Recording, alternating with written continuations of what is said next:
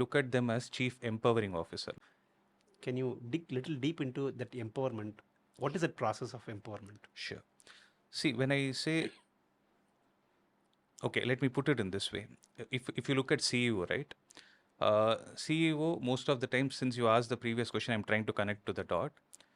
It's not about Chief Everything Officer, not that they do everything.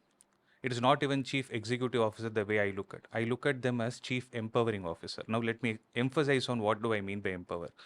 So, when you're trying to deliver a particular process or trying to deliver a particular system into the hands of the employees for them to execute, you should have the capability to work with them to a stage where they become independent. See, for example, when you talk about empowering students, what I mean is there are two kinds of things. I can prepare them only for the exam, or I can prepare them on how to think for any kind of an exam. So if I'm able to achieve the second thing, that is what I call it as empowerment. Okay, okay. இப்போ ஒரு question இருக்குன்னா அந்த கொஷனை வந்து எப்படி decode பண்ணணும், how to dissect the information from it, and how to approach with the right solution is what a student is supposed to think. And that is what my job as a teacher, because if you take a textbook, right, if there are 1,000 problems, as a teacher, it is not possible for me to teach all the 1,000 problems. Rather, I make sure that I teach one problem in 10 different ways so that the student is becoming independent to solve any kind of a problem that is falling under that particular sector. Okay, okay. This is what I call it. Right? இப்போ அது நடக்கணும்னா, if you have to build a second line of leader, right, I'll put this very clearly, it is not possible that you can transfer 100% of your capabilities to them. Right?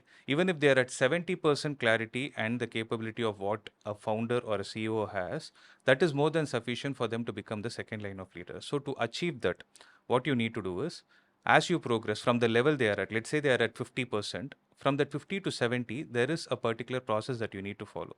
You're empowering them, but also at the same time, you need to make sure that they are allowed to make mistakes. Oh, they are allowed to make mistakes. They're allowed to make mistakes, but it should not affect the organization. They are allowed to make mistakes at a particular place where it does not affect the organization. At the same time, they are building a capability of how to correct their own mistakes. Okay. So your job is not about pinpointing and saying that it is your mistake, you would have done this mistake, this has hurt. If they have made a mistake, you need to have the capability to correct it and bring in the next iteration at a faster rate so that they are enabled to go to the next level. Learn how to build high-performing teams that require zero maintenance with Radhakrishna's new book,